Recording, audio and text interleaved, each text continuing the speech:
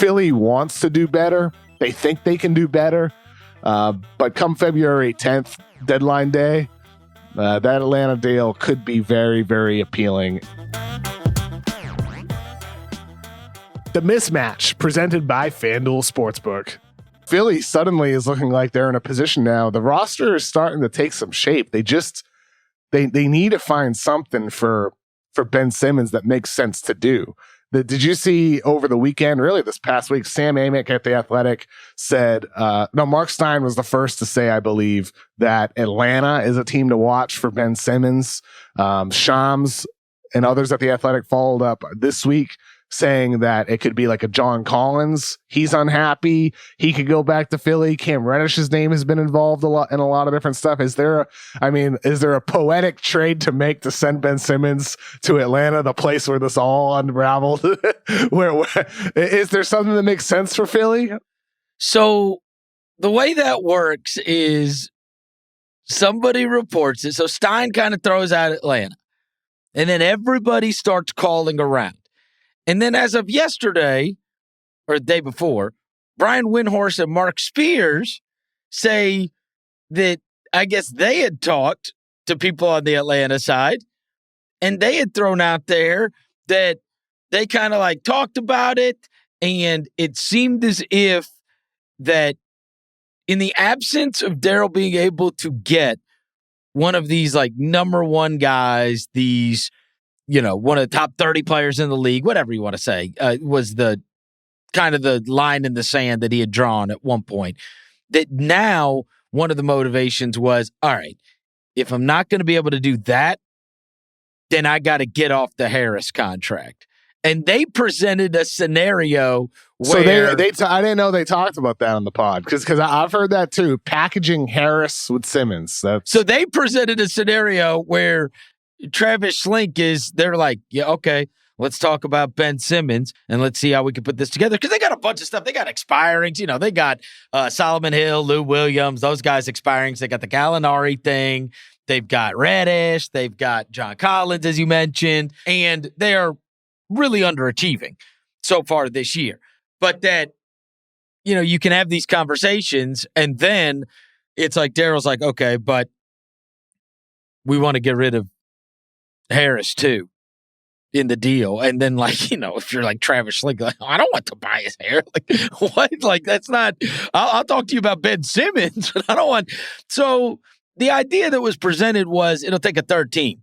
That maybe a third team gets involved in something that makes that happen. And clearly one of the teams to keep an eye out for in all those kind of deals. Because look, packaging Simmons and Harris is like $70 million. Like it's $68.9 million, almost 69, almost. But you have to have, in terms of like the money and the way that works out, you have to have $56 million in players to trade. Okay, so that's very difficult. It's doable. I mean, like it is doable if it's just those two teams because of the Gallinari contract, that being in there as well. Like it is doable with Atlanta. 56 is tough. 56 is a tough number to get to.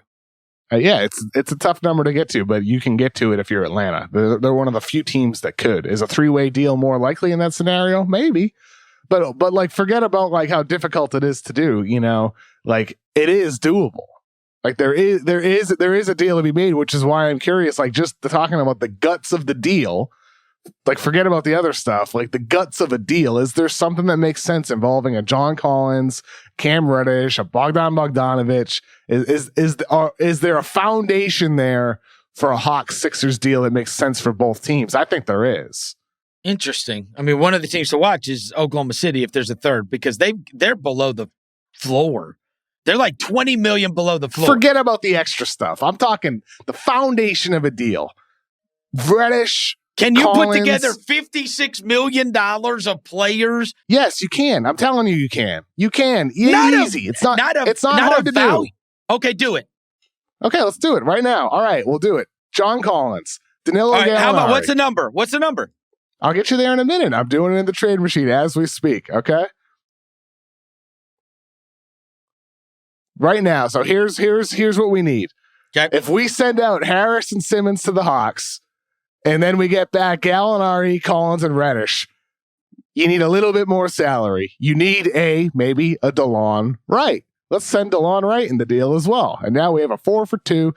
This is in a situation where it does work financially. You can send back 2 league minimum players, a Charles Bassey, maybe an Isaiah Joe. I know Sixers fans wouldn't want to give out Paul Reed, but maybe you put him in the deal too. You do have a deal that works with Gallo, Wright, Collins, Reddish for Harris, Simmons, Bassey, Joe. You do have a deal. It works. Money, okay, so now let's forget about the Gallo aspect. Let's forget about Bassey and Joe. I'm saying as Collins, Reddish, and picks. Is that appealing in return for Harris and Simmons? Is that settling if you're Philly? I think Philly can do better, but I think there's something there that makes sense. That trade is maybe the worst trade in NBA history. What? Gallinari, Reddish, Collins, and DeLon Wright? No. And picks as well. Like maybe it's 2 first-round draft picks in there as well. Who is the best player in that? John Collins? Yeah, John Collins right now, maybe Cam Reddish in the future going towards Philly. I mean, absolutely not. And you've got to pay. And you've got to pay Cam Reddish. Yeah, you do have to pay Cam Reddish, which is one of the reasons why Atlanta, according to Windhorst, might not want to keep him. But Cam Reddish, shooting nearly 40% from 3. He's scored 30+ multiple times this year. Has shown some serious flashes. He's a good defender. But I mean, if you're going to pay him, you're going to be paying him. You don't have to pay him until 2023 though. That's like so far away for a team that has championship hopes now today.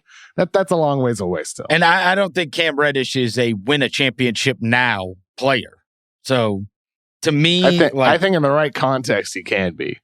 I'm not saying I'd take that deal if it's, let's just say it's Reddish, Collins, 2 firsts, and you give up Simmons and you get rid of the Harris contract. You look, you can entice me if you're throwing in Bogdanovich in that deal. Okay, so let's replace Gallo with Bogdanovich.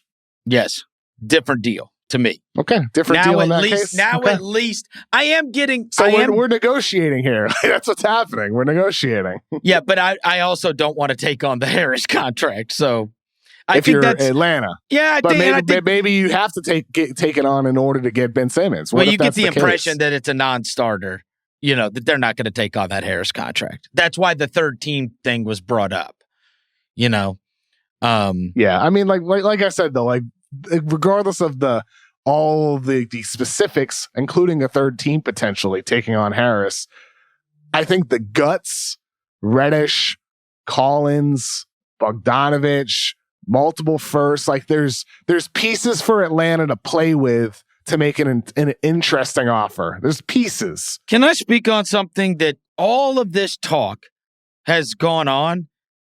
And I'm not saying now I have not read everything or heard everybody talk about it, okay? But at least so far, I have not heard anybody bring up that the irony of this with the Ben Simmons era in Philly ending on a court against Atlanta, and then them being the team that wants him and is going to, it might be trading for him, is too much for me to take. Like of all the teams, the one that he wouldn't take the shot against, the one that he almost bailed out on playing in Game 7 against, is the one that's like, you know what? We'll give up a bunch of crap if you want to unload Ben Simmons. Poetic. Unbelievable. And it does make some sense for Atlanta for basketball reasons. They sure as hell could use the help on the defensive end, and offensively, they need another guy who can run the offense besides Trey, like Bogdanovich, Herter, Gallo for that matter, Wright, all their other ball handlers. They're secondary guys. They don't run the show. Ben Simmons could give them someone who can play with Trey and could be staggered to run the offense and have him facilitate everything in non-Trey minutes. I'd love to see what McMillan could do with Simmons and Trey. Like, I'm not sure what the upside is there, but he sure as hell helps two areas that they significantly needed. Yeah, and well, look, you could throw together, if I could get Collins, Bogdanovich. And if I'm Daryl and I want to play hardball, I say, I want Herter. I want all your shooters. Herter, for what it's worth, is tough to deal because of the poison pill provision. So, like, it's possible, but very difficult to make that happen. But I want it all. You know what I mean? Like, I want your guys. I do think that Simmons is a great pairing with Trey because of the ability. I mean, you can hide Trey defensively. Like, they do have a bunch of little guards. And you can play them together. Like, remember, like, for weeks we're talking about Dame and Simmons, the Steph Draymond style synergy those guys could have. Well, Trey Young and Ben Simmons, similar concept there. And plus with Ben, like in those, with Trey on the floor and in those non-Trey minutes, Atlanta could, like, run offense through Simmons, like steal from Denver's playbook and have him play around the elbows. There's more stuff that you can do with Simmons in the half court that Philly just isn't able to do with their personnel, but Atlanta could. So I don't know. I'm into the basics. Philly wants to do better. They think they can do better. But come February 10th, deadline day, that Atlanta deal could be very, very appealing if there's picks. In addition to some guys like Collins is really good, man. Like, he's 6'10", he can throw down lob dunks. He makes over 40% of his threes. He's turned himself into a solid defender. Like, John Collins is a really good player. He's really good. And I imagine him with Embiid in a front court. He is good. I'm dealing somebody that's first team all NBA. For sure. I mean, no doubt about it. And like, it might not make sense to do, depending on everything else that's in the deal. But the basics of it, like, I like the idea of a maxi John Collins high pick and roll. I like the idea of Cam Reddish on the wing and the upside that he can provide. And I like the fact that if you can get picks in that deal, it's one of the first like top 20, 25 player deals for Simmons that I'm kind of into. I like the pieces that could go back. And here's where we should leave this. With Embiid playing at a level that is best player in the league-esque right now, and no team has the opportunity to improve more than they do because they have this asset that whatever you say, like when you say have John Collins and have Bogdanovich or have whoever, right? Anything they get is not moving off of something they're already getting. They're adding to what they got going right now, which they to me are a team to really pay attention to because the needle can move more for them than anybody else. They're getting literally nothing out of that. And still only 4 back from the best record in the East. And you're just adding guys. You're just adding, I mean, at worst, even let's say you take the deal that I don't like, you're still adding. I'm adding 4 players of depth to a team that's already in the mix and it's got a guy playing like the best player in the world recently. 100%. I'm with you. I'm with you there, Chris. I mean, I think with Philly, whether it's a return for Ben Simmons or Daryl Morey and Philly take this through the deadline and Ben Simmons is like, all right, I'm back. Either way.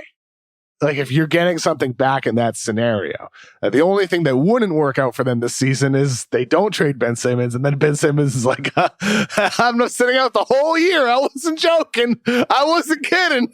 I'm serious. I do like that. You know, it is perfect of what we know of Daryl Morey. I do love the idea that now, you know, his team's winning. He's probably feeling pretty good about where he is right now. Feels like he's got a little more